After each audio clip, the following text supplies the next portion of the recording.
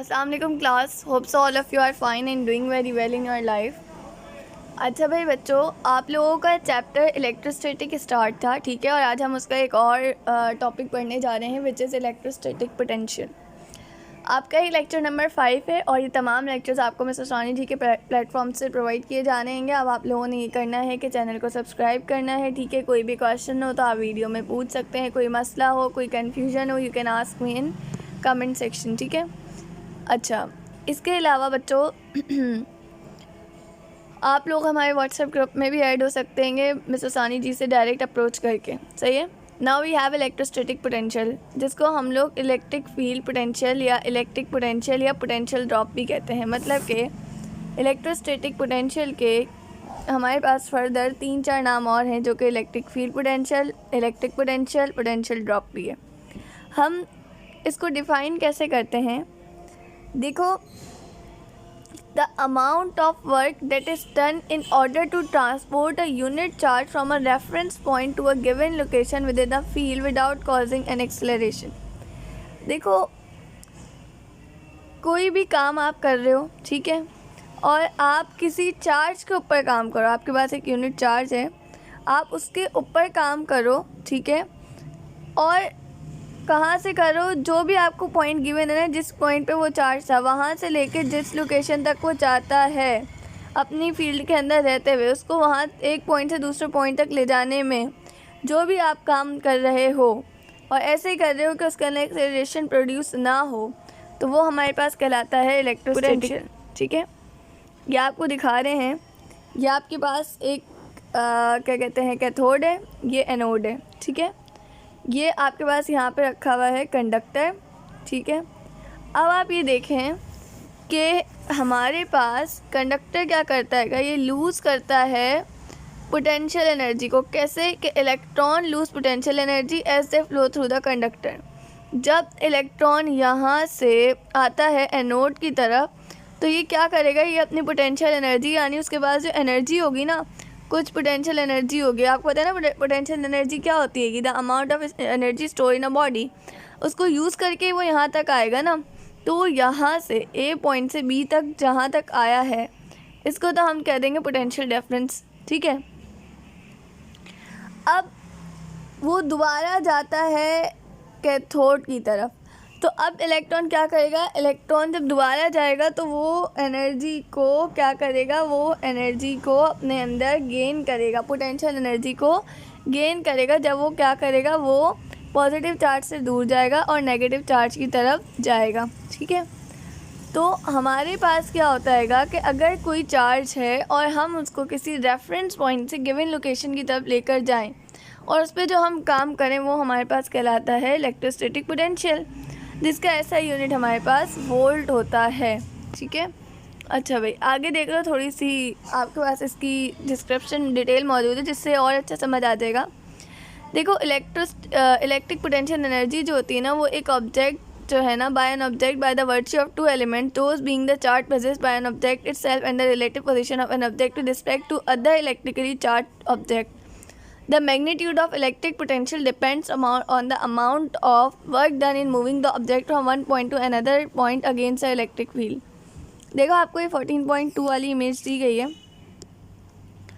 अगर आप किसी भी ऑब्जेक्ट को या चार्ज को लेकर जाते हो, देखो ये ऑब्जेक्ट था, ठीक है, ये जो इलेक्ट्रॉन है, इसको आना तो पॉजिटिव की तरफ ही चाहिए ना, क्योंकि पॉजिटिव की तरफ अट्रैक्ट होगा, लेकिन आप इसको कहाँ लेके जा रहे हो, नेगेटिव की तरफ लेके जा रहे हो, यानी कि अपोजिट टू इलेक्ट्रिक फील्ड लेकर जा रहे हो। तो आप इसके ऊपर काम करोगे ना, खुद से तो जाएगा नहीं, खुद से तो ये इस तरफ आएगा, लेकिन अगर आप इसको लेकर जा रहे हो, खुद यहाँ तक पकड़ कर लेकर आ रहे हो, तो ये आप इसके ऊपर एनर्जी लगा रहे हो ना, तो वो जो एनर्जी होगी वो इसके अंदर पोटेंशियल एनर्जी बनकर इसके अंदर स्टोर्ड होगी, ठीक है। जब भी कोई ऑब्जेक्ट हमारे पास इलेक्ट्रिक फील्ड के अगेंस्ट काम करता है, तो उसके अंदर कुछ एनर्जी स्टोर होती है, जिसको हम इलेक्ट्रिकल पोटेंशियल एनर्जी कहते हैं, ठीक है। और उसका फार्मूला हमारे पास होता है W/Q, यानी कि electric potential energy upon charge. क्योंकि आप चार्ज के ऊपर करोगे ना, चार्ज को लेकर जाओगे, उसको ऊपर वर्क करोगे, तो ये आपके पास क्या हो गया, इसका ना पोटेंशियल एनर्जी बन के स्टोर हो गया, जिसको हम लोग V से डोनेट करते हैं, क्योंकि उसका यूनिट हमारे पास वोल्ट होता है। अगर वोल्ट की डेफिनेशन की बात की जाए, तो आपको पता है वोल्ट जो है वो हमारे पास ऐसा यूनिट है पोटेंशियल डिफरेंस का भी और इलेक्ट्रोमोटिव फोर्स का भी। अब इलेक्ट्रोमोटिव फोर्स क्या होती है मैं बता दूंगी, दोनों का यूनिट सेम है, मैं पूछ सकती हूँ ये बात ना, याद रखना। Volt is the unit of electric potential, potential difference और इलेक्ट्रोमोटिव फोर्स इन ऐसा यूनिट। इलेक्ट्रिक पोटेंशियल या पोटेंशियल डिफरेंस या फिर इलेक्ट्रोमोटिव फोर्स, इन सब का यूनिट जो है हमारे पास वो क्या होता है, वो वोल्ट होता है। और अभी हम जो पढ़ के आए हैं, हम क्या पढ़ के आए, इलेक्ट्रिक पोटेंशियल। हमने पढ़ा इलेक्ट्रिक पोटेंशियल क्या होता है कि amount of work that is done in order to transport a unit charge from a reference point to a given location. ठीक है। और पोटेंशियल डिफरेंस क्या होता है, पोटेंशियल डिफरेंस अभी यहाँ पर क्रिएट हुआ था, ये याद है, मैंने आपको बताया था। तो अगर मैं इसकी डेफिनेशन कर दूँ तो potential difference that exist across a resistance of 1 ohm while a current of 1 ampere is flowing through it. Potential difference ना बेसिकली वो डिफरेंस होता है, ठीक है, जो किसी भी रेजिस्टेंस के अक्रॉस हो। जब 1 ओहम का करंट, 1 एम्पेयर का करंट उस 1 ओहम की रेजिस्टेंस में से पास हो रहा हो, गुजर रहा हो, तो तब जो पोटेंशियल डिफरेंस हमारे पास आता है, जो हमारे पास डिफरेंस आता है वो बेसिकली पोटेंशियल डिफरेंस होता है। ठीक है। तो आपको पता है वोल्टेज का यूनिट भी हमारे पास वोल्ट होता है। और ये कैसे हमारे पास आया था, ये एक साइंटिस्ट है जिनका नाम था एलेसेंड्रो वोल्टा। ठीक है। इनके उससे इसका नाम वोल्ट आया था। ठीक है। Now calculate the potential difference of 300 milli joules of work done on a 150 milli coulomb charge. भाई देखो दोनों मिली में गिवन है, ठीक है, तो आंसर भी आपके पास मिली में आ जाएगा, तो इसको ना कन्वर्ट करने की ज़रूरत नहीं है। अच्छा भाई, आपने फार्मूला लिखा, दोनों की वैल्यूज़ को पुट किया, आपको बताएगा कि मिली से मिली कट हो जाएगा। ठीक है। 150 1 ज़ा 150, 150 2 ज़ा 300, तो ये आ गया आपके पास 300 जाउल्स पर कूलम। और जाउल्स पर कूलम आपके पास वोल्ट भी होता है। ये बात अभी हम ऊपर पढ़ के आ रहे हैं। ये देखो वर्क का यूनिट होगा जाउल और क्यू का यूनिट होगा कूलम, और इसको हम लोग वोल्ट भी कहते हैं। ठीक है। तो ये बात याद रखना। अच्छा जी, आगे आ जाइए, हम कहाँ पर थे। हम थोड़ा सा देख लेते हैं पोटेंशियल डिफरेंस की डिटेल। देखो energy possessed by electric charge is known as electrical energy. किसी भी इलेक्ट्रिक चार्ज के पास कोई एनर्जी होगी उसको आप क्या कहोगे, उसको आप इलेक्ट्रिकल एनर्जी कहोगे। A charge with higher potential will have more electric potential. जिसका हायर पोटेंशियल होगा, जिसके पास ज़्यादा पोटेंशियल एनर्जी स्टोर होगी, जिसका हायर पोटेंशियल होगा, तो उसके पास एनर्जी भी ज़्यादा ही होगी, ज़्यादा इलेक्ट्रिक पोटेंशियल होगी। ठीक है। और जिसके पास लेसर, जिसका पोटेंशियल लेसर होगा, तो उसकी इलेक्ट्रिक एनर्जी भी लेस होगी, कम होगी। The current always move. Current हमेशा कहाँ से कहाँ जाता है, ये समझो, ये हायर पोटेंशियल है, लोअर पोटेंशियल है, तो करंट हमेशा हायर से लोअर की तरफ जाता है। ठीक है। ये इसका पाथ है, मैं पूछ सकती हूँ कि इसका रास्ता क्या है, तो आपको मुझे बताना होगा। ठीक है। The difference in these energies per unit charge is known as electric potential difference. हमारे पास ये जो डिफरेंस होता है एनर्जीज पर यूनिट चार्ज का, ये हमारे पास इलेक्ट्रिक पोटेंशियल कहलाता है, या पोटेंशियल डिफरेंस भी कहलाता है। ठीक है। अच्छा जी, अगर आप वर्क डन करें पर यूनिट चार्ज के ऊपर, ठीक है, क्यों करें, ताकि आप उस यूनिट चार्ज को एक पॉइंट से दूसरे पॉइंट तक ले जा सकें, तो इलेक्ट्रिक फील्ड के, तो वहाँ जो इलेक्ट्रिकल पोटेंशियल डिफरेंस होता है उसको हम लोग वोल्टेज डिफरेंस भी कहते हैं, और वो हमारे पास इलेक्ट्रिक पोटेंशियल डिफरेंस कहलाता है। अब उसके बाद आपके पास इसकी कुछ एप्लीकेशंस हैं, ठीक है, उनको हम देख लेते हैं जल्दी से। 14.7 में आपसे कहा होगा कि एप्लीकेशन ऑफ इलेक्ट्रोस्टैटिक से क्या करेंगी, तो आपके पास वेन डी ग्राफ जनरेटर है, ज़ीरोग्राफी है, लेज़र प्रिंटर्स है, इंकजेट प्रिंटर्स है, इलेक्ट्रोस्टैटिक पेंटिंग है, same receptors and electrostatic air cleaning है।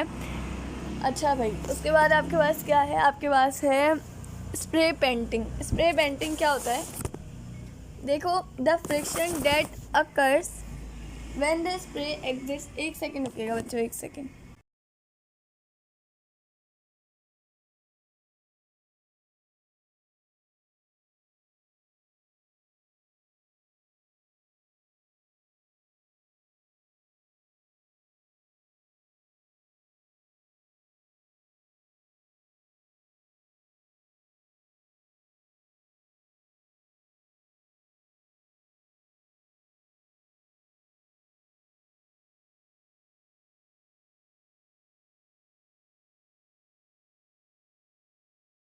अच्छा भाई, अब ना हम ऐसा करते हैं कि पहले मैं आपको ये स्टार्ट करवाऊँ, उससे पहले ना मैं आपको ना थोड़ा सा ना जो अब तक हम पढ़ के आए ना उसकी थोड़ी सी ना ओवरव्यू दे देती हूँ, ठीक है। हमने जो जो इस चैप्टर में इंपॉर्टेंट चीज़ें पढ़ी थी, हमने पढ़ा था कि भाई हमारे पास कूलम्स फोर्स क्या होती है, ठीक है। हमने उसका फॉर्मूला पढ़ा था, हमने क्वांटाइजेशन ऑफ चार्ज पढ़ा था, यानी कि हमने एक तो ये पढ़ा था Q = NE वाला, ठीक है। एक हमने पढ़ा था F = KQ1 × Q2/R², जो कि हमारे पास म्यूचुअल फोर्स होती है, ठीक है। फिर हमने क्या पढ़ा था, फिर हमने पढ़ा था अपने पास इलेक्ट्रिक फील्ड इंटेंसिटी पढ़ी थी। इलेक्ट्रिक फील्ड इंटेंसिटी हमारे पास क्या होती है, देखो हमारे पास इलेक्ट्रिक फील्ड इंटेंसिटी के अंदर एक पॉइंट चार्ज होता है जिसका एक और नाम होता है सोर्स चार्ज, ठीक है। मैं वहाँ से खोल भी लेती हूँ ताकि आप लोगों को ना कन्फ्यूजन ना हो। ये इसलिए करवानी हूँ ताकि ना एक दफ़ा कंसेप्ट हो जाए, ये ख़त्म होने पे ना टॉपिक, तो आप लोग की ना एक दफ़ा सारी चीज़ें रिकॉल हो जाएंगी। अगर कोई भी कंसेप्ट रह गया होगा ना, कहीं पे भी कन्फ्यूजन होगी, तो वो इस वाले जो लेक्चर है ना उससे कंप्लीट हो जाएगी इंशाल्लाह। मैं ज़रा निकाल लूँ types of charges, electrostatic charges, electroscopic, and now we have electrostatic potential आ गया। तो ये रहा हमारे पास इलेक्ट्रिक फील्ड इंटेंसिटी, यहाँ पर था ना, कूलम सोर्स के बाद है, तो अपने पास खोल लो रीडिंग, ठीक है। हमने पढ़ा था इलेक्ट्रिक फील्ड इंटेंसिटी हमारे पास क्या होती है। देखो हमारे पास, मैंने आपको बताया था कि हमारे पास टेस्ट चार्ज होता है, एक पॉइंट चार्ज होता है, याद है मैंने यहाँ पे बताया था। पॉइंट चार्ज हमारे पास जो है ना, इसका एक और नाम होता है, इसको हम लोग सोर्स चार्ज भी कहते हैं, ठीक है, जो कि जिसकी फील्ड बनी हुई होती है, जिसकी वजह से फील्ड बननी होती है। हमने पढ़ा था ना पॉजिटिव है, तो ये इसकी वजह से फील्ड बनी हुई है। अब मैंने इसके अंदर एक टेस्ट चार्ज ला के रख दिया, छोटा सा Q0 वाला, पॉजिटिव होता है वो हमेशा। टेस्ट चार्ज जो होता है ना वो बहुत छोटा होता है, हमेशा पॉजिटिव होता है, मतलब उस इतना छोटा होता है कि वो इनफाइनाइट होता है, मतलब आप कभी बता ही नहीं सकते। आप इसको एक और नाम कहते हैं, आप इसको इनफाइनाइट टेस्टिनल चार्ज भी कहते हैं, टेस्टिमल चार्ज, सॉरी, इनफाइनाइट टेस्टिमल चार्ज भी कहते हैं। आप इसे टेस्टिफाई करने के लिए हम इसको यूज़ करते हैं। जैसे देखो मैं बता दूं, ये एक चार्ज है Q, और ये जो इसके अराउंड मैंने सर्कल बनाया ना, ये इसकी क्या है, इलेक्ट्रिक फील्ड है। अगर मैं ये एक टेस्ट चार्ज है मेरे पास बाहर, ठीक है, अगर मैं इसको इस पॉइंट पे लेके आऊँ, A पॉइंट पर, तो ये चार्ज यहाँ से यहाँ आएगा। आप मुझे बताओ जब ये यहाँ पे आएगा तो ये जो Q हैगा, सोर्स चार्ज है हमारे पास, ये इस A पे आने वाले टेस्ट चार्ज के ऊपर ज़्यादा एनर्जी लगाएगा ना, ऐसे ही होगा ना, मतलब फोर्स ऑफ रिपल्जन ज़्यादा होगी। अगर यही टेस्ट चार्ज यहाँ पे आ जाए, B पे आ जाए, यहाँ पे आ जाए, ठीक है, अब मुझे बताओ अब ज़्यादा फोर्स ऑफ रिपल्जन लगेगी या A पे आने पे लगेगी? ज़ाहिर है A पे आने पे लगेगी ना, क्योंकि A तो बहुत करीब हो जाएगा सोर्स चार्ज के, ठीक है। एक ही फील्ड में डिफर डिस्टेंस वाले पॉइंट्स पर फोर्स जो अप्लाइड होगी सोर्स चार्ज की वो अलग होगी, ठीक है। यही हमारे पास कंसेप्ट होता है इलेक्ट्रिक फील्ड इंटेंसिटी का, ये बात याद रखना। मतलब कि देखो इलेक्ट्रिक फील्ड इंटेंसिटी शिद्दत बताने ना, कि भाई अगर आप इस Q जो टेस्ट चार्ज है उसको आप A पॉइंट पे ला रहे हो, तो भाई यहाँ पर, क्योंकि अगर मैं इसको और बड़ा करके दिखाऊँ आपको पिक्चर को, ये Q है, ठीक है, ये A है। बेटा बात बहुत बोरिंग लग रही होगी, लेक्चर को 2-3 दफ़ा देखना, कंप्लीट समझ लेना, आगे बहुत आसानी होगी, वरना फिर आगे मार खा जाओगे। एक A पॉइंट है, एक B पॉइंट है। A पॉइंट तक आ रहा है ये चार्ज यहाँ से यहाँ। अब आप बताओ यहाँ पर ये चार्ज आ गया है Q0। अब आप बताओ इसका और इसका फासला कम है ना, कम है, तो फोर्स ऑफ रिपल्जन ज़्यादा लगेगी, शिद्दत से लगेगी force of repulsion. Electric field intensity का मतलब क्या है? इंटेंसिटी का मतलब होता है शिद्दत। इलेक्ट्रिक फील्ड की जो इंटेंसिटी है वो, अगर यही चार्ज B पे आ जाए, तो अब ज़रा मुझे बताओ यहाँ से यहाँ तक का फासला ज़्यादा है ना, अब यहाँ पे इलेक्ट्रिक फील्ड इंटेंसिटी कम होगी। तो एक ही फील्ड में, मेरे अल्फाजों को चाहो तो उर्दू में लिख लो, एक ही फील्ड में डिफर डिस्टेंस वाले पॉइंट्स पर फोर्स जो अप्लाई कर रहा है सोर्स चार्ज वो अलग होगी। यही हमारे पास इलेक्ट्रिक फील्ड इंटेंसिटी का कंसेप्ट है, यानी कि force experienced bye a unit positive charge, एक यूनिट पॉजिटिव चार्ज जो आप लेकर आ रहे हैं ये वाला, इसके ऊपर जो फोर्स ये एक्सपीरियंस करेगा अपने ऊपर लगती हुई इलेक्ट्रिक फील्ड के अंदर, उसको हम कहते हैं इलेक्ट्रिक फील्ड इंटेंसिटी, ठीक है। Is that clear? फ्लक्स तो हमारा था नहीं ना, फ्लक्स, हाँ फ्लक्स नहीं होता आप लोगों का, ठीक है।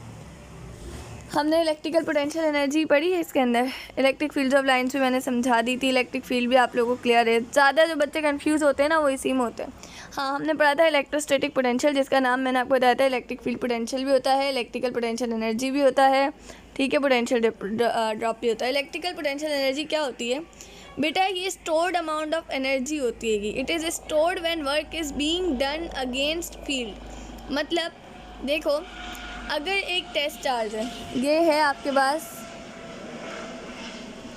सोर्स चार्ज Q, और ये है आपके पास टेस्ट चार्ज Q नॉट, और इसका फासला ना इससे इनफाइनाइटी पर है, मतलब पॉइंट ऑफ इन्फिनिटी पर है। मतलब ये जो टेस्ट चार्ज है ये इतना दूर है कि इनफाइनाइट पॉइंट पर है, ठीक है। आपको अंदाज़ा नहीं, मैं एक बात बता रही हूँ। अब आपने क्या किया, आपने ना इस टेस्ट चार्ज के ऊपर वर्क किया, काम किया। क्यों किया? ताकि आप इसको फील्ड के अंदर लेके आए।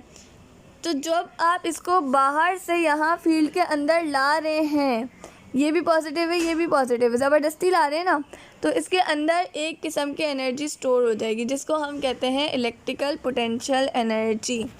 Is that clear? ये बात सबको समझ आती है? हमारे पास जो इलेक्ट्रिकल पोटेंशियल एनर्जी होती है ना, वोल्ट, ये हमारे पास होती है स्केलर क्वांटिटी, ठीक है। ये बात याद रखना, ये हमारे पास होती है स्केलर क्वांटिटी, ठीक है। अच्छा भाई, उसके बाद देखो, ये बच्चे जो है ना, बच्चों को ना दो चीज़ों में फ़र्क नहीं होता, एक इलेक्ट्रोस्टैटिक पोटेंशियल में और ये पोटेंशियल डिफरेंस में ना बच्चे फ़र्क नहीं कर पाते। इसलिए मैं आपको बात बताना चाह रही हूँ कि देखो, आपने वर्क डन किया एक पॉइंट चार्ज के ऊपर और उसको लेकर आए फील्ड के अंदर इन्फिनिटी से, मतलब किसी बहुत दूर से लेके आ रहे हो। आप जब दूर से लेके आ रहे हो तो ख़ुद लेके आ रहे हो ना, बहुत दूर से, बहुत दूर तक तो एक चार्ज की नहीं जाएगी ना, मतलब इलेक्ट्रिक फील्ड। अब आप इतने दूर से खुद काम करके लेकर आ रहे हो, तो बेटा वो जो आप उसके ऊपर खुद काम कर रहे हो ना, वो उसके अंदर पोटेंशियल एनर्जी बनकर स्टोर हो जाएगी, ठीक है। अब पोटेंशियल डिफरेंस हमारे पास क्या होता है, अगर एक चार्ज है आपके पास, ठीक है, ये है आपके पास Q, एक चार्ज, ठीक है। अगर एक चार्ज है वो B पॉइंट, कोई भी पॉइंट ले लें, ठीक है, B पॉइंट है, फॉर एग्जांपल B पॉइंट तक आता है, मतलब ये देखो, ये एक A पॉइंट है, ये B पॉइंट है, ये मेरे पास टेस्ट चार्ज है, ठीक है, और ये यहाँ से आता है B पॉइंट पर, ठीक है ना, ये आता है यहाँ से B पॉइंट पर, ठीक है। एक चार्ज है जिसको आप if charge moves to B point then it has to do work. अगर ये चार्ज तो है ये B पॉइंट तक आता है तो ये कुछ काम करता है, वो जो काम ये करता है ना, वो काम ये कर लो, समझ लो, ये करता है 3 वोल्ट्स का। कितने वोल्ट्स का करता है? 3 वोल्ट्स का करता है। लेकिन अगर आप इसको पॉइंट B से लेकर चले जाओ, पॉइंट B क्या है? लोअर पोटेंशियल का पॉइंट है। पॉइंट A, एक आपके पास A है, A पे जो हमारे पास पोटेंशियल है वो हाई है, इस पे लो है, ठीक है। अगर आप इसको B पर से, यानी कि लो पोटेंशियल पर से ले जाओ हायर पोटेंशियल पर, यानी कि यहाँ पर, ठीक है, तो तब आप क्या करोगे, तब आपके पास कैसे, अगर मैं आपसे पूछूं, अब आपके पास ये जो है ना, ये मैं आपसे कह देती हूँ, ये आपके पास है बेटा VB, ठीक है, और ये वाला है आपके पास VB, यानी कि दोनों का पोटेंशियल VA। मैंने आपको दोनों का पोटेंशियल दे दिया। अब आप इसका पोटेंशियल कैसे निकालोगे कि VAB, यानी कि अगर आपको दोनों का टोटल पोटेंशियल निकालना है तो आप VA में से माइनस कर दोगे VB को। VA आपके पास कितना है? अगर ये वाला मैंने 3 वोल्ट लिया था तो VA को हम 5 ले लेते हैं, तो आपके पास क्या आंसर आ जाएगा? 2, ठीक है। यानी कि हमें पता चला कि फील्ड के अंदर ही लोअर पोटेंशियल वाले पॉइंट से, देखो पहले हम क्या कर रहे थे कि ये टेस्ट चार्ज बाहर था और यहाँ से इसको फील्ड के अंदर ला रहे थे। अब मैं आपसे ये कह रही हूँ ये टेस्ट चार्ज है, पहले से ऑलरेडी अंदर है, अब हम इसको लो पॉइंट से हाई पॉइंट पर लेकर आ रहे हैं, यानी कि फील्ड के अंदर ही लोअर पोटेंशियल वाले पॉइंट से हायर पोटेंशियल वाले पॉइंट की तरफ ले जा रहे हैं, तो इसे हम कहते हैं पोटेंशियल डिफरेंस। फील्ड के अंदर ही लोअर पॉइंट से हाई पॉइंट पे मूव करना, ये हमारे पास कहलाता है potential difference. Is that clear to all? अब सबको इसका डिफरेंस जो है वो समझ आ चुका है, ठीक है। अच्छा भाई, अब हम आगे देख लेते हैं इसका, ठीक है। अब हमारे पास आगे था एप्लीकेशन हम पढ़ रहे थे। तो बेटा स्प्रे पेंटिंग हमारे पास क्या होती है? The friction date occurs when the spray exist the nozzle given it an electric charge. Friction जो स्प्रे के ऊपर एग्जिस्ट करती है जब आप उसके नोजल को प्रेस करते हैं। The droplets all have the same charge which means that they all repel each other since similar charges repels. As the result, the droplets disperse themselves equally throughout the surface. भाई जब आप एक spray charge है, सही, ये समझो इसकी nozzle है, ये इसके नोज़ल है, ठीक है, ये आपका स्प्रे चार्ज है। जब आप इसको करंट देते हैं तो इससे जो स्प्रे निकलता है वो ऐसे निकलता है, दूर दूर जाता है। इससे हमें क्या पता चलता है कि ड्रॉप्स ना खुद ब खुद दूर दूर जा रहे हैं, यानी कि एक दूसरे को रिपेल कर रहे हैं ना। अगर ये रिपेल नहीं करते तो ये एक साथ निकलते, ठीक है। अच्छा, इलेक्ट्रोस्टैटिक एयर क्लींजिंग क्या होती है हमारे पास? Electrostatic precipitator is another name of these types of devices. इसका एक और नाम होता है इलेक्ट्रोस्टैटिक प्रिसेप्टर, ठीक है। It is possible to ionise the dust and smoke particles in the air by passing them through an electric cell by bringing a charge collecting plate into touch with the charged dust and smoke particle and attraction is created। भाई अगर ये dust particles है ना तो इसको ionise करने के लिए जो हम लोग यूज़ करते हैं ना डिवाइस, हमारे पास इलेक्ट्रोस्टैटिक एयर क्लींजिंग होती है। इसमें क्या होता है कि हमारे पास जो डस्ट होती है ना वो हमारे पास कलेक्टर के ऊपर आकर चिपक जाती है। ये फ़िल्टर है हमारे पास, ये डस्ट आ रही है, ये डस्ट आप देखें इस कलेक्टर के पास जमा हो गई है और ये आपके पास आयनाइज़र है, पॉजिटिव नेगेटिव, ठीक है। तो आपके पास अब जो बाहर एयर आएगी ना वो साफ़ आएगी, क्योंकि जो गंदी एयर है वो तो कलेक्टर पर जमा हो गई है, ठीक है, आयनाइज हो गई ना, इसलिए। अब हमारे पास इसका ये मेरा ख्याल है लास्ट टॉपिक है कैपेसिटर। इंशाल्लाह इसको हम अगली क्लास में कंप्लीट करेंगे। आज की क्लास के लिए इतना ही काफ़ी है। जब तक के लिए आप अपना ख्याल रखिएगा। कोई मसला, कोई कन्फ्यूजन, कोई क्वेश्चन कुछ भी हो तो मुझसे पूछ लेगा। मैंने अपने तौर पे बहुत कोशिश करी है कि आपको इसके सारे कंसेप्ट सही से समझ आ जाएं। फिर भी कोई डिफ़िकल्टी हो, कोई मसला हो, कोई सवाल हो तो आप मुझसे पूछ सकते हैं।